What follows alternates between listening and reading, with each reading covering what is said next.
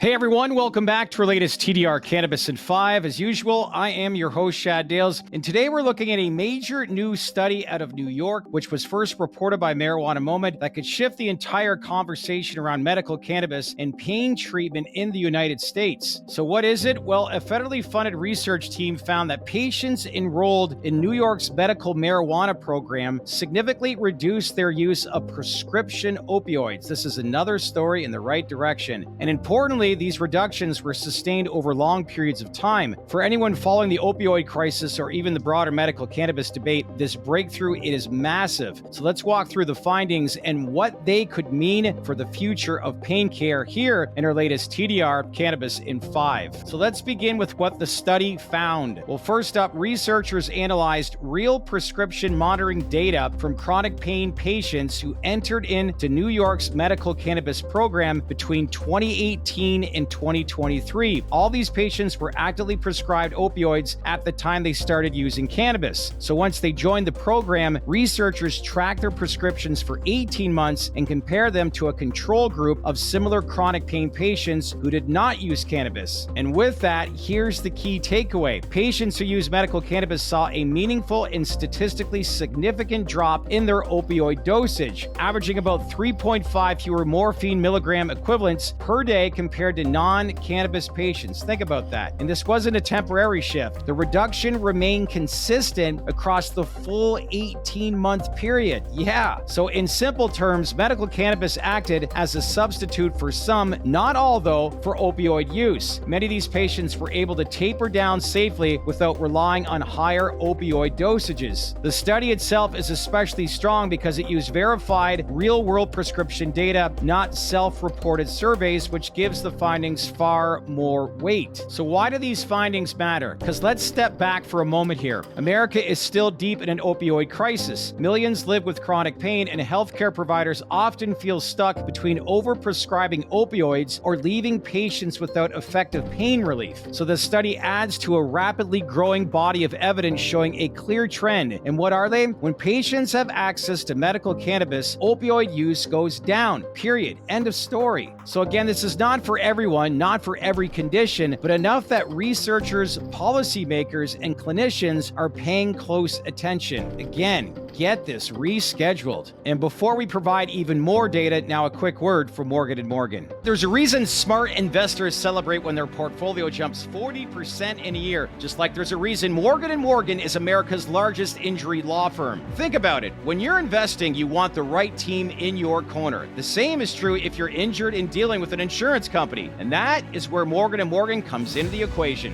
Why? Well, they've got more than 1,000 attorneys in over 100 offices nationwide, and they've been fighting for people for over 35 years, and their track record is hard to ignore. Case in point, in Florida, a client was offered $350,000, but walked away with $12 million.